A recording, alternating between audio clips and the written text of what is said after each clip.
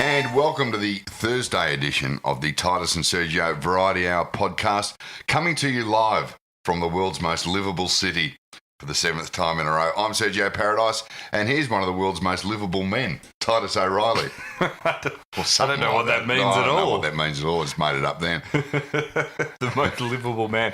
I saw Melbourne of that. It seems to happen all the time, but I want to know how much the bribe is for us to always be up the top. Well, especially when you consider, like, we are the world's most livable city, unless, of course, you're a tourist who wants to buy a single ticket on a train, or anyone else wants a train to the airport, or gridlock traffic, apex gangbangers, carjackings, home invasions, drive-by shootings, and dirty, rotten hipster cafes. Well, other than that, we're the world's most livable city. It was announced earlier in the year, but not only have we the number one in the world most livable city, Melbourne, Sydney weren't even in the top 10. No, and earlier in the year, we took off Sydney the number one in the nation for home invasions. Well, stand up, Melbourne. Stand up. We've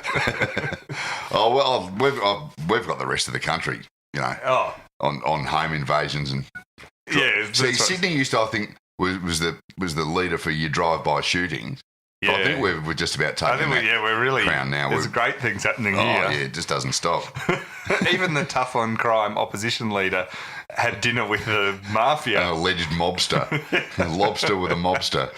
Oh, anyway, we should just mention our tour where we'll be visiting even the lesser cities. Yes, like Sydney and I think Adelaide did well. A few of the others did well. Adelaide, I think, made the top 10. It's also ridiculously relative. Of course I don't know how they work this out every year. No. Melbourne's a great place to live. I love living in Melbourne, but I've never bought into you walk around the Sydney on a sunny day, it's pretty hard to beat. Oh, exactly. If you've got a house or even a friend's house, or you rent a hotel room on the Sydney Harbour, it's pretty hard to say Melbourne's got the joint covered, because it's a pretty special place. I mean, they're all. I do like the people trying to. And Adelaide's got all those tall buildings. Adelaide's got a central market. It could spend a day there. Oh, it's got the Crazy Horse Strip Club. Let's be honest, you haven't been there for 20 years. No, I can't wait to get there. I was there on the weekend. Yeah, and I got there. And you made it out. Well, the oval there is top notch, but then they've got all this new development with the convention centre and everything there. It's looking good. I like Adelaide. I've never bought into the. Oh, I'm happy to be That convinced. doesn't mean I won't make a joke at their expense.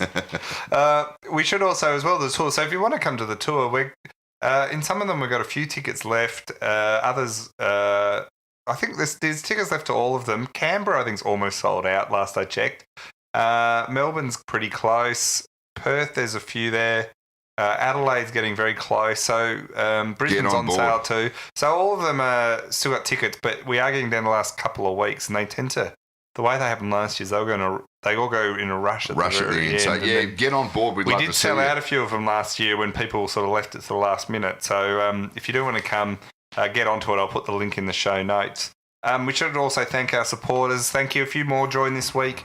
Thank you for becoming a supporter. It really does mean the difference between us being able to do this and not. Yep. So if you like us doing this, then jump on to the Titus O'Reilly, TitusO'Reilly.com, and there's a supporter thing there, and there's a variety of ways you can support us. Financially, and means that we don't have to go by paywalls and all that stuff. Morally support us too. It really lifts our spirits. Now, one thing we should move on to is it's been the year of retirement. Yeah, I mean, it is every year, I guess, around this time. But this year, it's a bit more special this year because the list of retirees is of such high quality and standard. I mean, there's some dead set champions. It's an amazing list. I'll just read you the list to give you a sense of who's going, and most people will be aware of all of these, of course, but just when you put them all together. Josh Gibson announced his yesterday or the day before. Yep. Bob Murphy. Saint Bob. Yep. I feel sorry for Bob because there's because the media have gone, because everyone does like him, or not everyone, but most people like him, and because he's played so long, he's been at a struggling club, the story of him missing out on the grand final, and he's been an entertaining, interesting guy over that period, and hasn't been an idiot. Yeah. everyone lauds him. Yeah. But then there's a backlash against that, like it's his fault that everyone's Yeah, lauded it's him. like, it's like I saw somebody on Twitter the other day going, you'd reckon he just won the Nobel Peace Prize. Yeah, and I get that. Can Bob Murphy cure cancer? No, he's just a footballer. Well, that might be what he does next. So, I wouldn't put it past him. If he lays his hands on you, he can. The laying of the hands. But the thing about it is, like, I can understand people being like, the media overdo whatever. Yeah. But considering at the same time they laud, like, Carey and that, I'm like, well, this is a time when it's actually someone worthwhile. Worth celebrating, and them going over the top isn't really his fault. So, Luke Hodge. Who has never won the Nobel Peace Prize and never will. But a good bloke. Nick Riewoldt. Announced again, renowned as one of your finest individuals to ever run onto a football field. Can run all day too when he runs on. Oh, and there's been lots of people say, it's just a shame if you've only ever seen him on TV because you don't realise how much ground he covers in a match. I haven't heard that one. Sam Mitchell. Yep. Famous Eagles player. Yeah, a legendary Eagles career. Won a Brownlow at the Eagles. Matt Priddis. Who also won a Brownlow at the Eagles. That's right. And when you think about it, Priddis, if he'd lived in Melbourne, probably be a lot more famous than he is. Yeah. Pretty underrated over his career. Stevie Johnson. One of the Giants' all-time greats. Easily one of the Giants' all-time greats. Such a star-studded group there. So Joe Watson. He's pulled the pin. He's back to New York. Never won a Brownlow medal. No, never Not won like it. Sam Mitchell and Trent Cotchin and a few other those guys. Scott Thompson from Adelaide. Scott Thompson, who's been a very good player over the... Scott Thompson, a great player.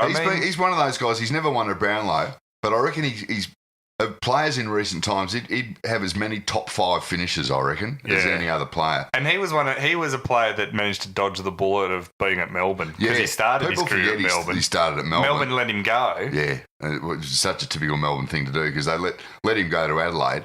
And as I said, for about the next 14 years, he finished in the top 5 in the Brownlow. Right, like exactly the player we would have needed. Oh, yeah, big-bodied, strong Would he have become the player he became? Probably not. Probably not.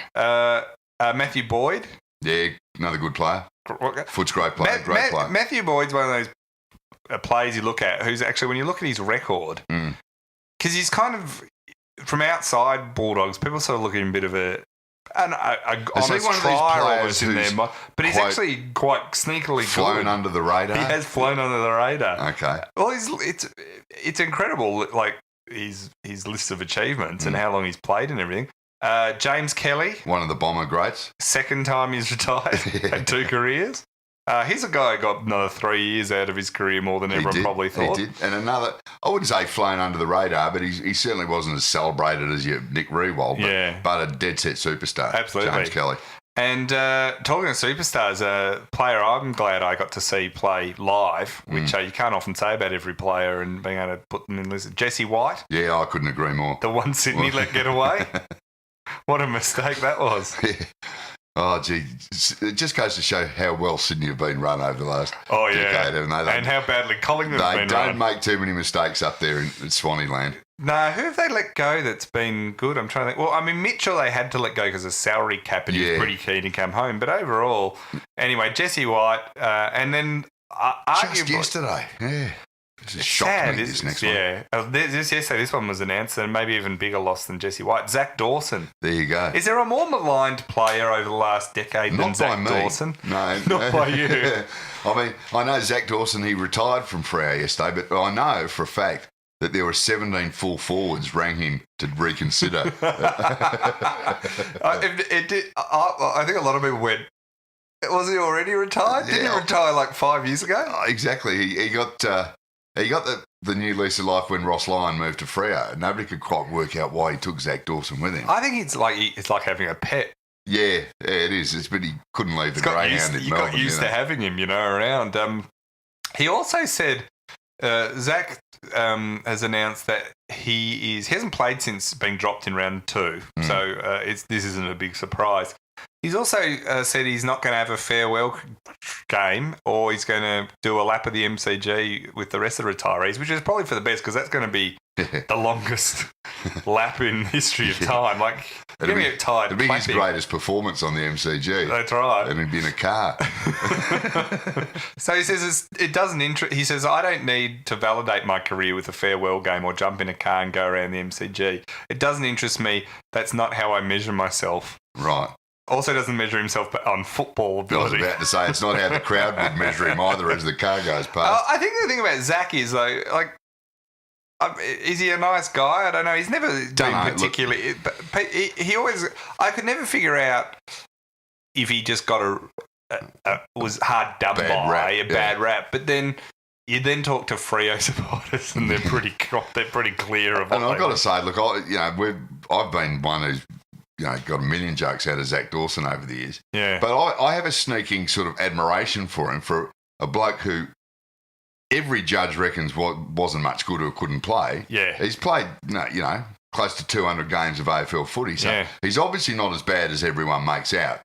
Although I will argue that in a court of law if I have to. But it's a bit like us in podcasting. Yeah, exactly. Hugo von Winterhalter said, do you think Zach Dawson's record of 166 games without polling a Brownlow vote will ever be broken? Well, that's a record I didn't even know existed, but it's a good one. I haven't actually checked if that's a real record because I thought, there must be other players who've gone that long without a Brownlow vote, but I could be wrong. But the Brownlow, though, if you were a midfielder and had gone that long, that would be impressive. Yeah, if you're a midfielder and never got a Brownlow vote, you wouldn't have made 166 games. There'd be defenders, I reckon. And he's like your second or third string defender, Your Alex Rance types. He's your eighth string defender in a six-man defence. They'll get votes, but you're struggling half-back flanker / back pocket player. Alex Rance, greatest defender of all time, apparently. I did enjoy watching Harry Taylor touch him up on the weekend. And I don't know if you can claim to be the greatest defender of all time when someone who only started playing forward about 3 weeks ago and is 100 years old kicks five on you and wins the game. Just slight issues. It always happens, though.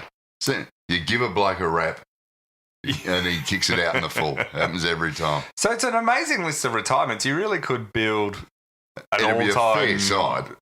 I think people are comparing it to 2007 when you had everyone like Buckley retired and James Hird retired and Rasciuto, a whole bunch of players in 2007. So when I read that, I went, who on this list is going to go on to be a terrible coach? Oh. All of them? Sam Mitchell for sure. You think he's going to be a terrible coach? Luke Hodge. Who's going to be rushing? I reckon Hodge to me looks like, I could be completely wrong here, but he'd probably more like going to the media. Yeah. Or his light and easy business. Yeah. Josh Gibson will continue his modelling career perhaps. Yeah. Bob Murphy, he's just going to lay on the hands like at Lord's. He will ascend to heaven on a beam of light upon his last game. Well, Murphy's a great writer. So you'd expect him to be getting a column somewhere and all that sort of stuff. I'd like to read. He hasn't written. Yeah, he's done a book. Has he done his autobiography? Yeah, his book. Well, he's done. Yeah, it's got snippets of stuff. But I think he could do a full thing. Stevie J, what will he do? Will he go into coaching? Do you reckon? I don't know what Stevie J will do. A bit of an Alec. Too much of an Alec to be a coach. I reckon knowing the AFL, he'll get appointed to the match review, because let's be honest, to the tribunal or something. Because let's be honest, he's got the experience. Yeah, true. Tell you what, you look at the list though. It'll be pretty good side in the EJ Witten game next year. Yeah, that's right. Joe Watson is going back to... Will Zach Dawson get a game in the EJ get dropped. You'd say, Joe Watson's going to New York, back to New York. Yeah, to run his cafe. Yeah. So who knows what Jesse White will do? Maybe coach Collingwood. They'll need someone. We should mention one of the things that I enjoyed immensely that came up this week is you would know about, for people that don't know, Jack Redpath was suspended for 3 matches after it was a ban originally. He got 2 weeks for striking Phil Davis of the GWS. Now, some people said it was sort of more a push. Yeah. That then went up into his face. But he did have a slightly thing. Now, a lot of people said that 2 weeks was ridiculous. Yeah. And then he appealed it. Yeah. and lost. This is the risk so then you get an extra week, right? Which that never made sense to me. Like, you know why? Oh, I know why it works actually. So they give you 2. It should be 3, but they give you 2 if you take an early peak. To stop frivolous appeals. Yeah, but it's kind of like, but it's to me, the way it's meant to work is, you know, bad luck if the tribunal has to sit occasionally. Yeah, they sit like twice a year. Yeah. No, I still reckon they still get paid every week. Yeah, I don't know why you get the penalty for appealing. Like, surely you've got a right to try and appeal. Like the early thing to just get the people to shut up. He should have got a week less for hitting Phil Davis. But the thing for me that was interesting is the one thing that a lot of people got. So a lot of people got very annoyed about this, that they thought it was an over the top to get offered the only it was half as bad allegedly as the Thomas Bug. Yeah, and a few other ones that were similar have been cited. And it's a fair point. Like Bug got his 6 weeks. Yeah. For hitting Callum Mills. And this one, was it half as bad? I would argue that it wasn't anywhere near as half as bad as that one. Well, I don't think it was half as bad, but there's a few points that go into this. One, looking for consistency in the match review panel is it's looking for love in all the wrong places. You know, like you're on a hiding to nothing. Yeah. So every time people get really upset, it's not consistent. Yeah. Has it ever been consistent in any format of the AFL judiciary that goes around it? Has it ever been consistent in your entire lifetime? I mean, there's no consistency in umpiring decisions on the field from one week to the other. They have a rule of the week. So you can't expect there to be consistency off the field with what happens on the field. So, I don't know why people are so surprised that there is this inconsistency. That the one thing that they've been consistent about is their inconsistency over the years. That's right. So, like, they've never been consistent, and we've got no evidence that they're ever going to be consistent. Yeah. So, one, it's sort of a bit pointless getting too carried away, but you do that when it's your own player and stuff like that. The other thing is he got an extra weighting because of his record. So you can't judge the length of the sentence purely on what he did to Phil Davis. Yeah, because he got a loading, and I think he got an extra week or something for doing it. So I think it was going to be 1 week. Has he got a he bad record? He had a suspension earlier in the year, I think. He's got a bad record. Oh. So he, I don't have it in front of me, but I looked it up yesterday. So he got a loading, I think, of an extra week because of that. So he could have actually accepted if he was a clean skin, he would have got 1 week, and then 2 weeks with the option to take one, and that would have been it. So it was a combination of his. So I'm not saying it's not over the top. It's obviously over the top if you didn't have a record. Yeah. But it's not as simple as that. Then you get an argument, well, should it have been 2 weeks? The thing about this is the AFL have said time and time again, don't punch anyone. Yeah. And we're going to throw the book at you now if we go, because we want to get punching out of the game. That is true. So they've said that repeatedly. They don't want it. And you've had started really, it's been around all year, but you've had. It's only the last 6 or 8 weeks that they've but it started with the Deledio, not the Deledio, with the Basher Hawley one. And then Tommy and then you had Bug, and you had Ali Fahur. Yeah. Off the field, or on the field, but not even on an AFL field, but an AFL exec. Contest. They sacked him, or he was, sacked / resign. You had the Bug, you had the. I think Tommy Hawkins, and then you've got Tommy Hawkins several times. Yeah. So there's been the message has gone out: don't punch someone with a closed fist. So the minute you clench your fist, you're in. If you slip up or whatever, they're sort of going, well, we don't care about that anymore. Where this would have been before, it would have been not, maybe it just slipped up or wasn't intentional. Now they're going, no, we're not even letting that happen. I reckon since they've said that, punching's gone up. That's the. So that's and same with banning jumper punches. Exactly. Like other sort of. Redpath's mistake is he didn't kick him in the face like Tony Green. Yeah, that's right. If you're flying karate kick, you're fine. You're fine. Or you get a fine. Trying to defend yourself. I love that. He was just protecting the space. Yeah. Right. I found that one odd. I mean, I'm not saying he should have got 10 weeks for it or something, but it was. They either had to do what they did and fine him / let him off, or absolutely take him to the cleaners. And I don't think they were game to do that. No, it was... Especially since he plays for GWS and they need him for the finals. They do need him for finals. The interesting thing about all this attempt to ban punching is you'd think, who gets... So there's the people who do the punching, but then who also are the people that get punched? It's the players, right? It's other players. So the players have actually it says they've been frustrated and they're seeking a meeting with the AFL on what they call, on concerns they have on what they call an overcorrection to stop punching. And one of the ones, players' representatives put the judiciary on the agenda at the Players Association board meeting last week, and it all stems out mainly out of this Jack Redpath incident. So to me, this is kind of hilarious because the AFL is saying we're going to protect you from being punched, and it's bad. And the players are like almost saying, oh, hang on. We want to be able to punch and be punched. Yeah. That's true. That's what they're saying. We want the right to punch and also to be punched. Well, maybe they haven't thought through that second step that the people that get punched... You know what? I hope this meeting with the AFL descends into an all-in. Would you like to see that? But the thing about that is if I knew someone was going out of their way to stop me getting punched... You'd probably be fairly supportive of that. And the flip side was that they said, but, it also means we're going to crack down on you if you ever punch anyone. Mm. I reckon I'd be pretty supportive of that. I'd say, you know what? Put it that way. I get I can't punch anyone, but I kind of really like this no one can punch me rule. Oh, exactly. As you say, you understand, I'm repeating what you said, but you understand that you cannot just go up and punch another player. Yeah. The downside to that being, or the upside, is that they're not allowed to do it to you. It's sort of, it's a 50-50.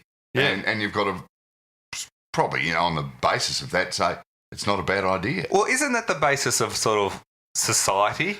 Or civilised society. Civilisation is based on, look, there's things you can't do, but it also means people can't do it to you. Yeah. But on the other side of the coin, there's also, some people are more equal than others, but the players are a bit like, yeah, I get that. I can't get punched, but we just really like punching. Yeah, it's like, we understand where you're coming from, but it's gonna happen. Punching is gonna happen. The players will be in the meeting going, look, we're on board with your broad strategic aims. Broadly we're against punching, but there are times when you just want to punch a bloke, and And who hasn't wanted to whack Phil Davis, or who hasn't wanted to jump a punch Stevie J at some point? Right. There's always a grey area.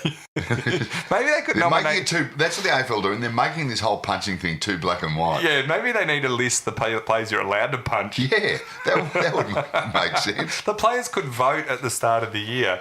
These are the players that are sort of like an amnesty. If you punch them, you're fine. Yeah, you'll get off. And you even grade it. You say, look, if you... I get you. Yeah, if you punch this guy, you're going to cop a $1,500 fine. That's all. Yeah. But if you were to punch, Eddie Betts, you get 6 weeks. Yeah. If you punch Bob Murphy, you go to hell. Yeah, if you punch Bob Murphy, you're bringing the game into disrepute. Banned for life. Yeah, you get 3 years for that. It's God you'll need to answer to if you do that. Yeah, there's no question. I agree. I think this is where they've gone wrong. But I just love the idea if you belt Zach Dawson, you get a bonus. Yeah, that's right. You get a credit for that. Poor Zach.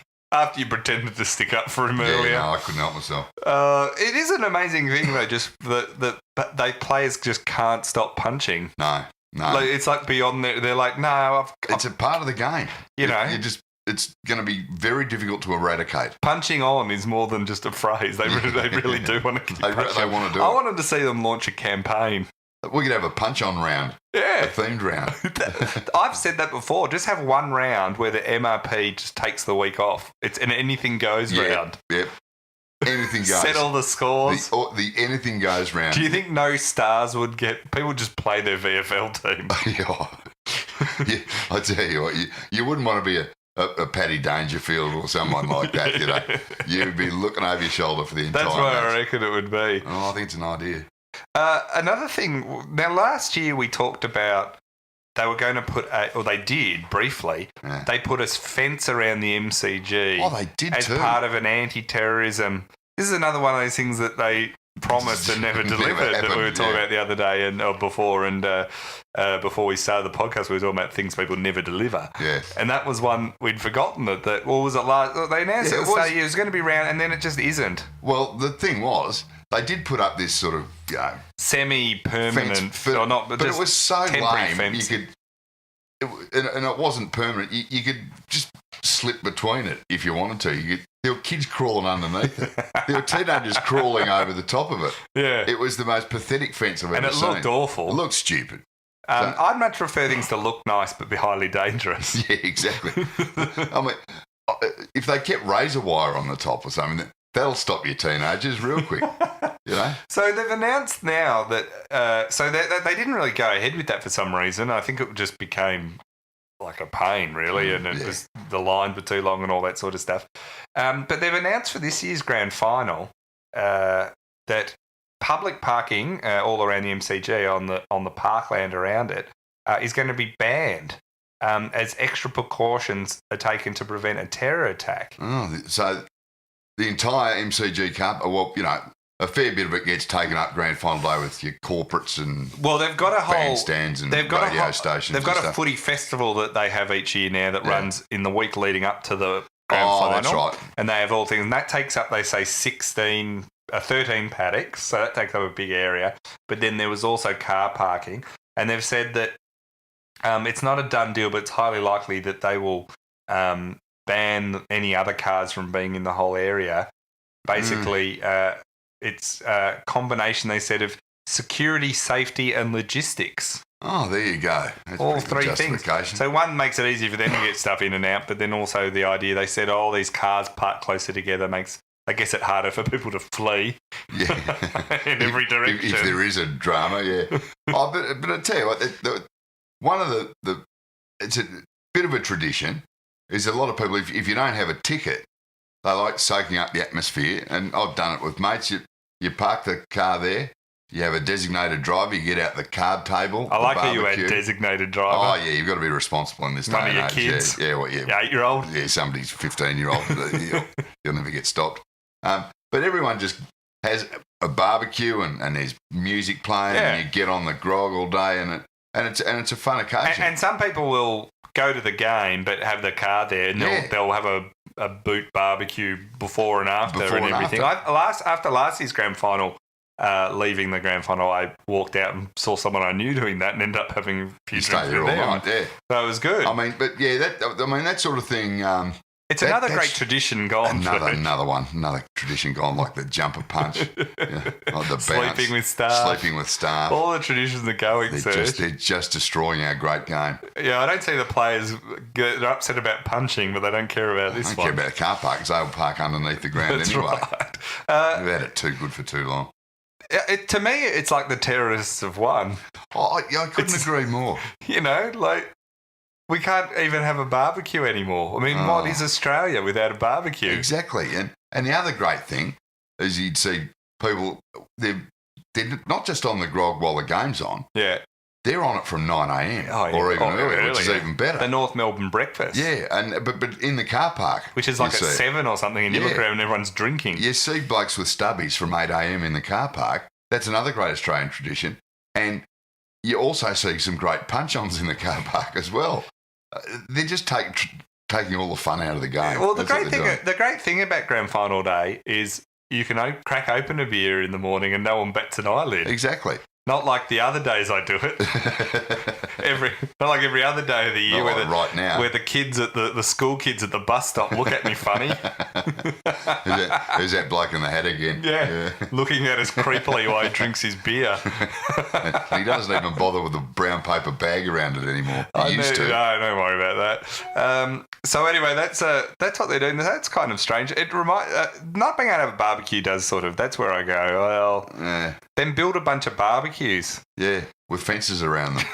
All with their own little cage barbecuing. The thing, did you see one? You bring a cheese platter. One of the key points I saw related to this, your cheese platter would do well. One of the key points I saw related to, similar to this about the barbecue, is someone said the thing that most outraged them about the marriage equality plebiscite that we're having, that the postage one, is they said, well, this is just typical. Not only do we have to do this, it's through the mail, so we don't even get to go and have a sausage sizzle like you do with a normal vote. And I'm like, that's true. Like, it is. It's just silly enough we have to go do this whole thing, but like we can't even have a sausage sizzle. It's one of the great, the election, hallmarks the of Australian democracy. sausage. That's right. Yeah, is the barbie outside. I love a sausage sizzle. Yeah, especially on election day. Because I always like walking up to people handing out the vote cards. You always see a guy from the Greens eating them, and you, mate, should you be eating that? Should you be on that? He's like, all right, no, it's all right. That heavy protein meat, really? And that white bread? Huh? Let's be honest, there's probably not much meat in a sausage. Oh, that's true. Shredded hooves. It's all right. The horse died of natural causes on the side of the road. We found it. So anyway, that's they're doing other things that you hear about the MCG all the time. I'm not sure what the other states are doing around this to quite the same extent, but that one they keep going back to MCG. So anyway, another thing that's come up this week, we were talking about punches earlier on. Yeah. One of the things that came up about it is that there are new helmets being built, custom built for AFL footballers as part of this fight to end concussion. Right. And the head of the AFL League's chief medical officer, Dr. Peter Harcourt, of course, who did a bit of who's probably the last time you heard of him was during the Essendon supplement scandal. Right, so he's gone from strength to strength. Well, imagine, he was the one that gave some he gave some big speech overseas about the Essendon supplement scandal at some conference where I think he divulged a whole bunch of information that wasn't really meant to. The AFL would prefer not to go into the public arena. Didn't meet their needs. Anyway, he says that the competition has barely scratched the surface of understanding concussion. Well, that's probably when you're concussed. They're literally a bit foggy. You can't understand. So apparently I'd sort of heard there's a lot of, and Angus Brayshaw at Melbourne started wearing a helmet. Yeah. I don't know. Is he going to continue on wearing it? Yeah, he says he's mainly wearing it because his mum insists on it. But then he also said, which was kind of interesting because he's had so many concussion problems, that if he doesn't wear it one day and gets concussed, he'll always have to then wonder, what if I'd been wearing it? Yeah. But even he acknowledged that the science of it is a bit iffy at the moment, was his description of it. Yeah. Because apparently these helmets are built for rugby league, rugby union, rugby league, and don't actually about protecting the head in certain ways, but don't necessarily help with concussion. So what they're actually now doing is the AFL's funding some money towards the design of helmets that are built for AFL footballers specifically, and with the sole aim of protecting the head to prevent concussion as much as possible. Right. I still find, I mean, obviously they know what they're doing, but I find it hard to imagine. The minute you say that, you preference your terms. So I'm sure they know what they're doing. But it is like instantly saying, I don't actually agree with anything they're doing. I'm not a racist. I'm not a racist. I'm sure they know what they're doing, but I'm not convinced that they know what they're doing. What's the difference between a helmet for rugby league and footy? I mean, surely it's one size fits all. I mean, if it's going to protect your head against, a stray elbow or a head collision or anything, I mean, one would certainly work for both codes, I would imagine. There was a suggestion that the rugby one doesn't particularly help that much either with concussion. Yeah. And a lot of it is, you're in scrums and you're in various, rucks and mauls and various things, and it's that sort of up-close contact. It's a different type of contact as well. Yeah. But I agree. I mean, I'm no scientist, Serge. It'd be strange to learn. Sure, I can't find that hard to believe. So, and I'm definitely not a doctor. Right. I did play Operation as a kid. Performed a few bit of doctors and nurses. Yeah, that's right.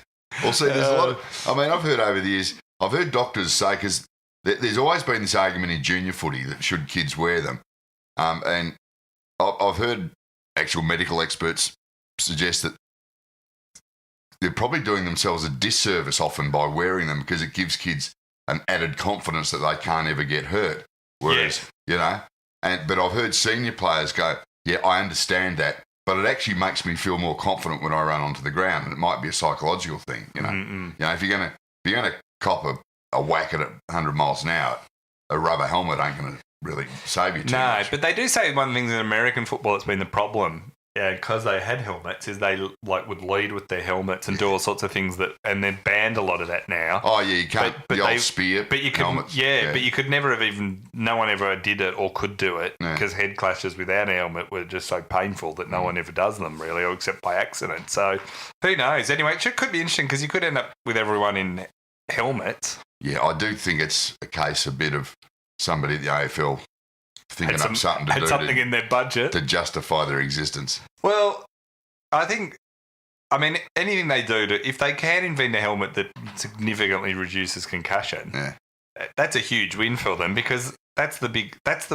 big worry for these contact sports. Oh, no doubt. In the future, is, and I know other sports have it, but they have it a lot less. So, it is a reason why people would turn to other sports because they suddenly, and especially, what's happening in the NFL where the long-term health effects have come out and they're so severe. Yeah. They're not just borderline. Yeah. The AFL hasn't had that similar studies done on AFL I was about players. to say they haven't had the history or the studies to justify it. The other big plus for the AFL if they introduce helmets is more space for advertising. That's right. More sponsor logos, right? Because think about it. The AFL wouldn't do that, sure. No, you think about it. They could put a premium on that logo on the helmet because of all the close-ups of the players. Yeah, you're going to see a player's head in a close-up on the telly far more often than the little logo on their shorts. Yeah, that's true. I'll tell you what, they're onto something. But that's when they'll suddenly go, oh, yeah, they totally work. You have to wear them. By the way, we've got a sponsorship deal. Yeah, exactly. Oh, what a feeling. One of the things that the AFL's been looking at for a while, but it's certainly stepped up in recent months, is the effect of pokies on the game and the amount of money that flows into it and all that keeps the game alive, basically. Yeah, and they've set up a group to look at basically, and it's the Victorian clubs in the main. So all the Victorian clubs have pokies except for North Melbourne. That's right. Who have actually taken the very principled stand of saying we don't want anything to do with pokies and they can't money. afford to buy them.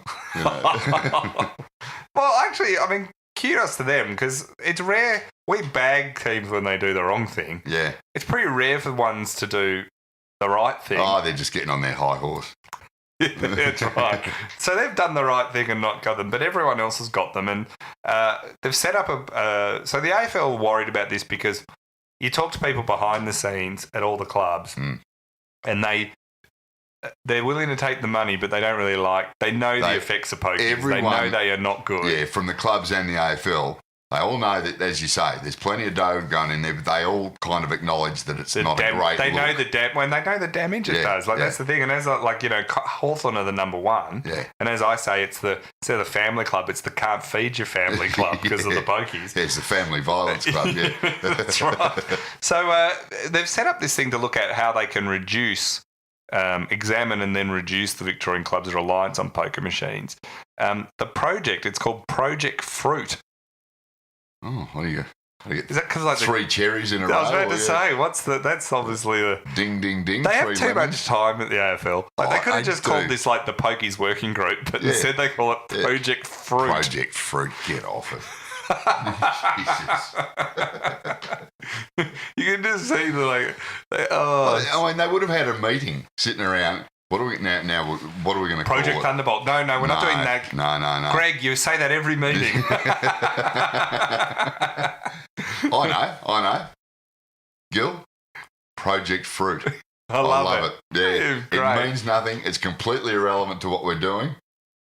It's perfect. It is perfect. So anyway, that's sort of what they're looking now. They've involved Ray Gunston, who's a Jack Gunston's old man. He's a former Tattersalls boss, and so he knows and he's an AFL exec, so he knows the and a QC, I think. He knows the gaming industry, so obviously that's why he's involved. Knows it so well he worked for them for years. I was about to say, if you're going to do something on pokies, morally objects it. get a bloke who was a boss of a pokey organisation. Yeah, we want to get rid of cigarettes. Oh, let's get the ex-head of the cigarette company to come and do the this. CEO of Rothmans. So they've got that. They've also appointed to the Project Fruit Working Party Hawthorn and Carlton president. So Richard Garvey and Mark Ludice have come on board to do that, and they're two of the biggest. So Hawthorn and Carlton have two of the biggest. Because Bruce Matheson owns a lot of pokies and is a pokies king. Pokies magnate, Bruce Matheson. So he's been involved and heavy supporter. He used to own the biggest house you've ever seen down on Beaconsfield Parade.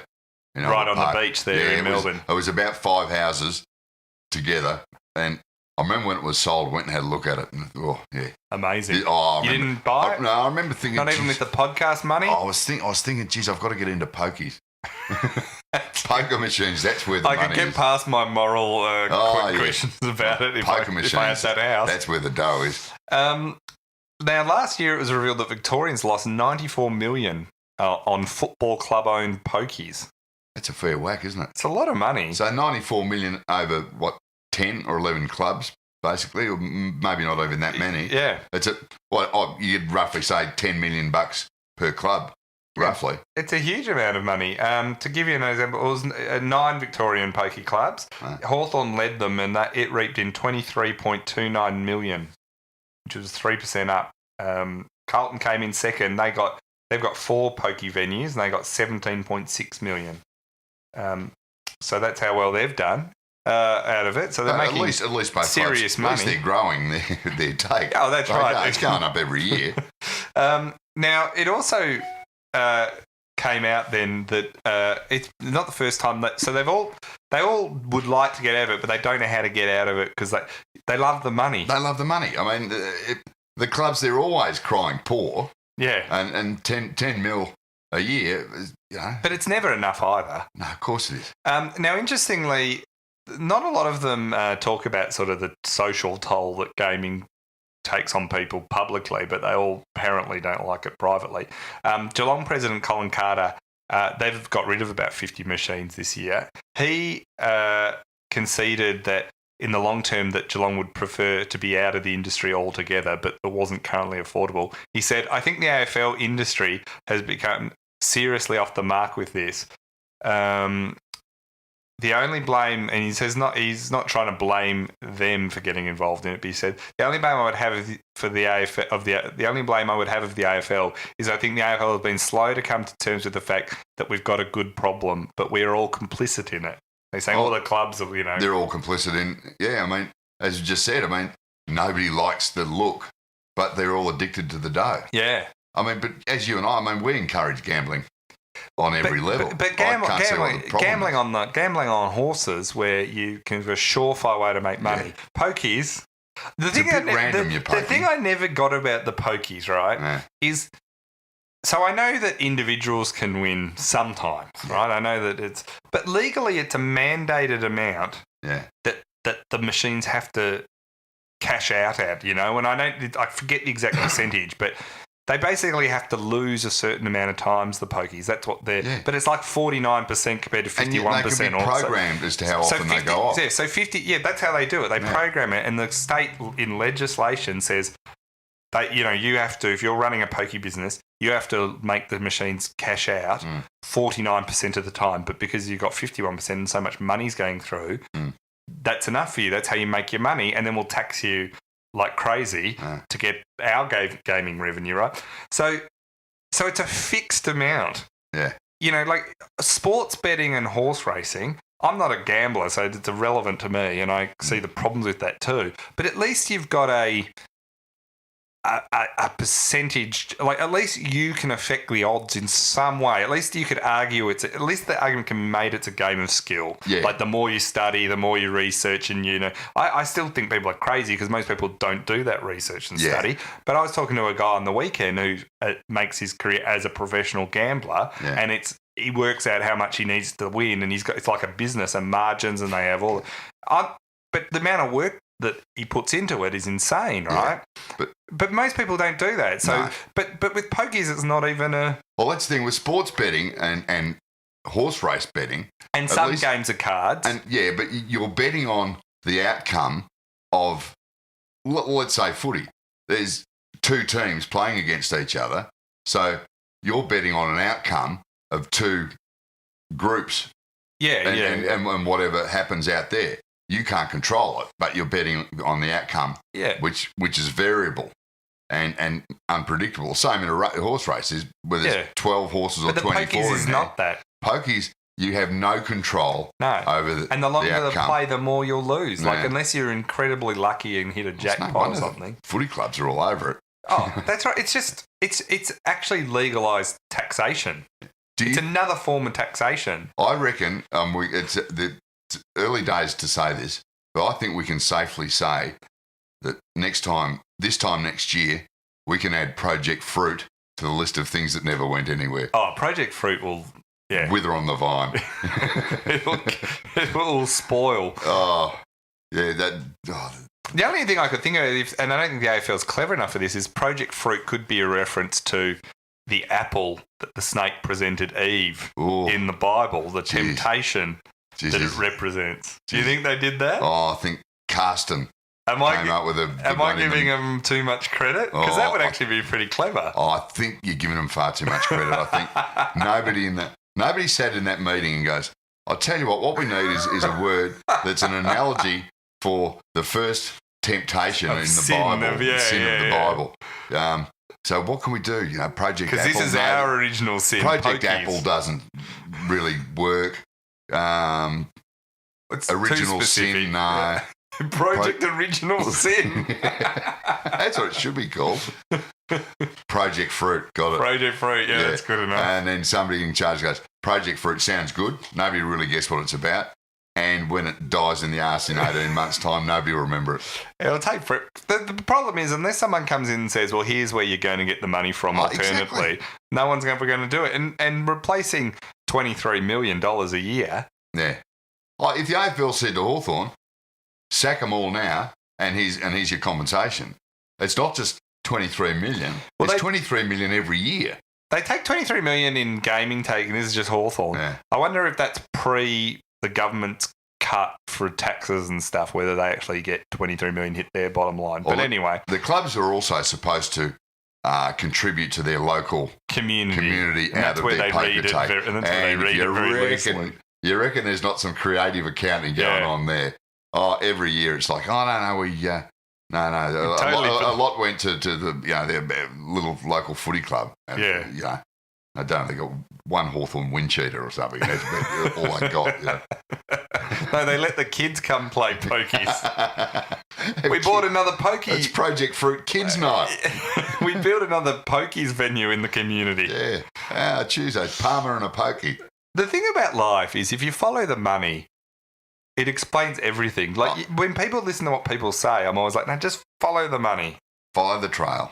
Because even if you got appointed to be head of Project Fruit. No, if you got appointed tomorrow to be head of Hawthorn, right? And it's possible. That's possible. It's possible. You'd look at it and what are you going to do? There's no way you can plug that black hole, which is where the problem is if you start this, which is where governments have gotten into trouble with sports betting and pokies and the casino, is once you start, it's almost impossible to stop because you just have a huge hole in your balance sheet. Well, that's what I'm saying. You don't just plug the hole by taking the 50 poker machines and give them 23 mil back. You've got to do it every year because next year they miss out on the 23. So it just adds a staggering amount. So see, if you could, I can't see this. You could get one side. Anywhere. You could cut it to say, well, all that extra money, like if everyone can't do pokies, you're all roughly sort of even because it's just taking away a revenue stream you all don't have. The problem is when you compete against other sports that have lots of money, like football, global sports, and the cricketers that can. So that's where they sort of put the argument. But this race, everyone just keeps spending. It's what they do have a cap now on what they can spend on salaries and what they can spend on their footy departments. Departments anyway. So that's the only way you can actually stop this reliance on it because you say, you know what, you don't need that 23 million because you can only spend this much on the footy stuff and you can only spend, and they say, oh, well, we're building this great new facility or something. Hawthorn go, hang on, we just bought half a Dingley. We've got to pay it off somehow. That's where the NRL clubs, going back, they used to be so heavily reliant. You used to hear the leagues clubs in Sydney. I mean, they still have them Well, that's why they could wipe out Queensland Yeah. and how they retain most of the players here instead of them nicking off to the UK. Oh, yeah. I mean, yeah, you hear the DYRSL and you hear of something like the DYRSL when you live in Melbourne. You just picture some little hall somewhere with a flag out the front. Yeah. But you drive past it. The DYRSL is just like a suburb in itself. Yeah, they're huge. It's massive. They're palaces. Yeah. I mean, tacky palaces. Yeah, but they're classy. Talking of rugby, but a different sort of rugby, we learnt earlier in the week that the Western Force have been cut from the Super Rugby. Sacked. It's come to light that now they're appealing that, and we don't know the outcome of the appeal to the Supreme Court, I think they went to.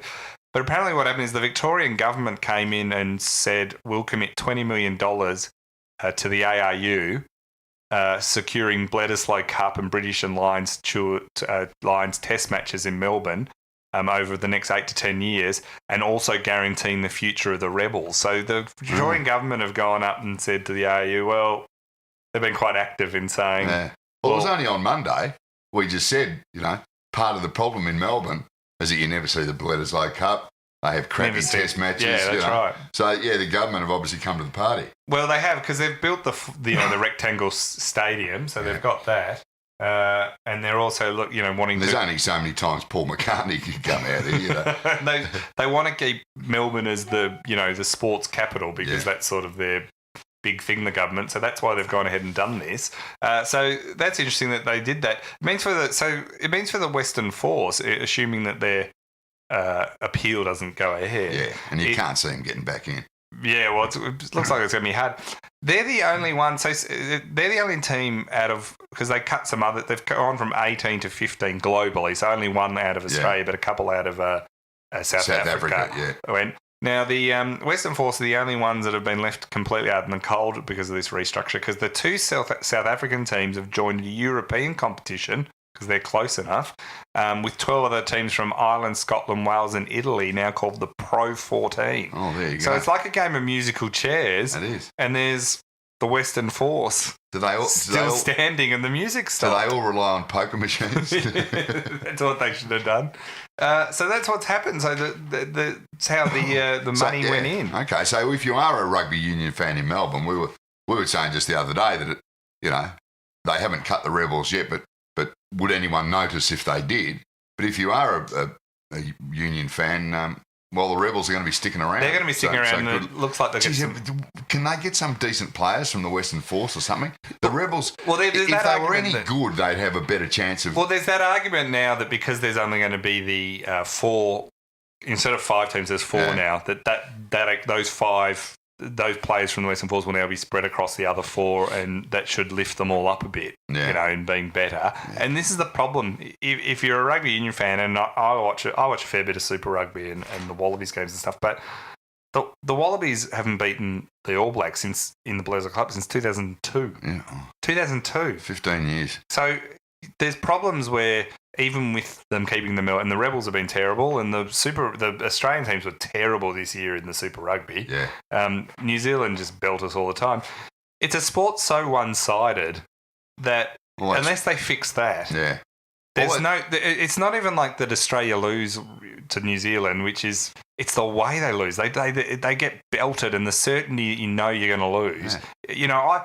I used to watch every Wallabies game, and now when I see it's on, I'll potentially watch it depending on if it's been playing in New Zealand, it's on at 5:30 in the afternoon, so you watch it. But if it's up against a good AFL or NRL game, I'm like, why am I watching something which I know I'm just going to get frustrated and I don't really care about. And they're going to lose. Yeah, well, that's the other side of this. I mean, it's great, I guess, that the government have kicked in here to try and keep the Rebels here and have a few more matches. But it's not going to do them any great favours if in the first Bledisloe Cup match, Australia get beaten 58-2 or something. I know. The good thing from the Victorian point of view is they've got the rectangular stadium, so that means they've got the Victory, Melbourne City, they've got the Storm, Melbourne Storm, and they've got now the Rebels. So it gives them 4 teams regularly playing there, so that kind of makes that worth it for them.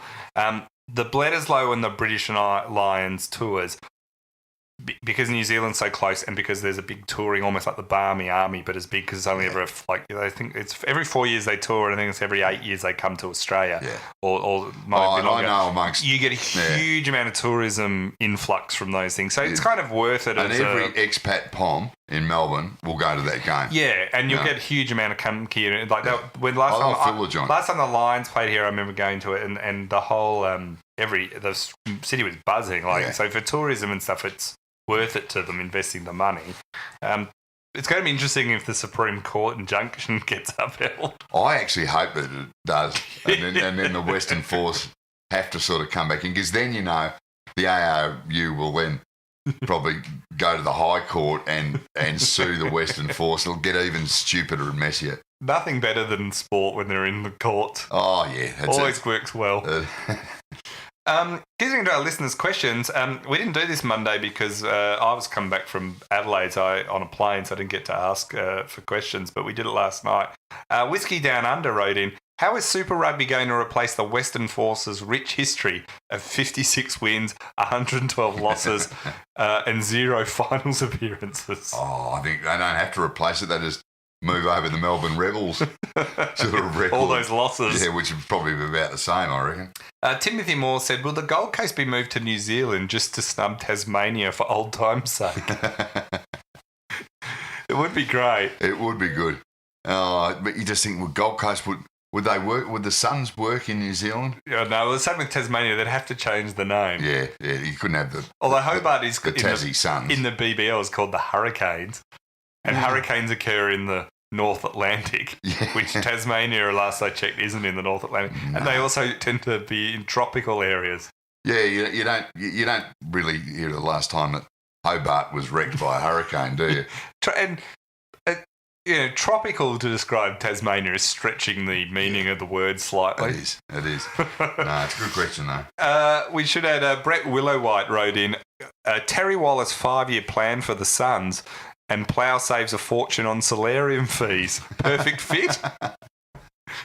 True, he's thinking. Plus, it would get him out of Melbourne's SEN. Yeah, well, that's true. So we're going to have to listen to his list management theories. Yeah, or footy golf. Yeah. What's footy golf? Oh, every week he does it. Depending on the results, he gives the teams a golf score. Does he? Like last week, Melbourne St Kilda. I think he gave Melbourne a birdie and St Kilda a double bogey. And it is a fair dinkum the lamest segment you've ever heard in your life. See, this is I didn't even know it existed. No. That's great. But he does like a suntan. Oh, slightly. I think because the tanning shops are banned now. Yeah, they got banned in Australia. I don't know if they're banned up in Queensland. They probably don't need. They're pointless. I think he's got his own sunbed. So when they banned them, he was like the guy with the guns that buried it out in the backyard. He went and bought one that was. Yeah, you're throwing that sunbed out, are you? I think he ignored the sunbed amnesty and kept his. And it's still if you. Do you think he sleeps in it? If you go round to his house, knock on the door and give the password, you can go in there and get a bit of a tan. Do you think he sleeps in it like Dracula in his coffin? I'd like to think so.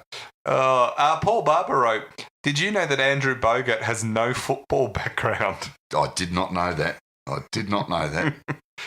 Since we've started mentioning it, and I know we're not the first to mention it, it's been going on forever, the talking about the basketball background, it's just gone up and up, and they're just doing it now. They must be... I'm convinced, absolutely convinced now that commentators, it's not just the Channel 7 anymore, no. They're all just doing it as it's an in-joke. They're taking the piss. Yeah, it's an in-joke now. It's no longer the... Yeah, I mean... I used to think it was just they did it because they were idiots and they were like... I heard Gerard Whateley say it on the ABC a couple of weeks ago, and he said it seriously. No, but they're all doing it seriously. But I thought, Gerard, They did it about a Melbourne player on the weekend. I was watching the replay. Not... And Petrarca, because we know he has a basketball background. No, it wasn't Petrarca. It was someone else who I didn't even know had a basketball background. They go, well, that's his basketball background, that footwork. And I'm like... Oh. Don't they realise... It's called running. I mean, most of these commentators, getting on, don't they realise that these are young guys playing in the AFL and that every young man in the country has been playing basketball for about the last 15, 20 years. And then they realise they're not going to be tall enough. Yeah. So they play AFL. Yeah. So that's what they all learn. Too Long in the Bush said, is it mathematically possible that my team just wasn't that good this year? No, don't give in to that. No, there's more to it than just the simple maths. Steve Wixon wrote, a little while back I had a really good run getting my questions read out. And while I got close a few times, I never won the T-shirt. These days, however, I can't even get a question on air. Is this what it feels like to be Ross Lyon? Should we now delete that question? Let's pretend we didn't read that out. Dylan Walton wrote, if Kim Jong-un and Donald Trump start a nuclear war, will the Channel 7 commentators defend them by insisting they're both just good blokes? Well, they want to do it in a hurry. You reckon we're about to kick off? Yeah, well, no, if the missiles do start flying, you'd want to get that bomb shelter going under your house. My certainty that, and Richmond fans know this, in a year Richmond are good. If Richmond make the grand final that week before they play all three will start. And the grand final will be, and Richmond supporters will be rightly going, well, this is just bloody typical. Yeah, isn't it? The one time we're on for the first time since 1945. Some bastards let off a couple of nuclear warheads.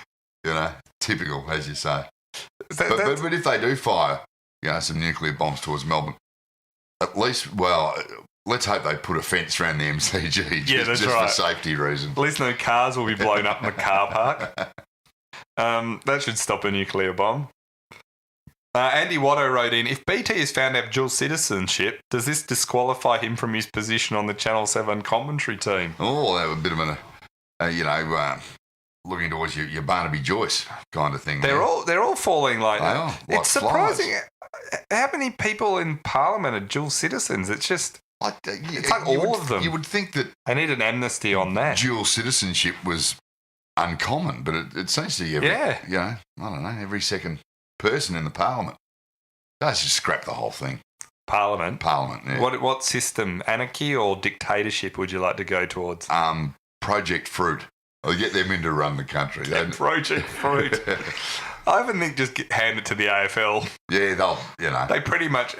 you know how in other countries, the military sort of... They let democracy run for a bit, but then if it starts to go off the rails, the military step in. There's a coup. Yeah, there's a coup, and they step in and they say, we're going to have democratic elections in the future, but we're securing them. But not just at the minute, I always think that at some point the AFL might try and do that.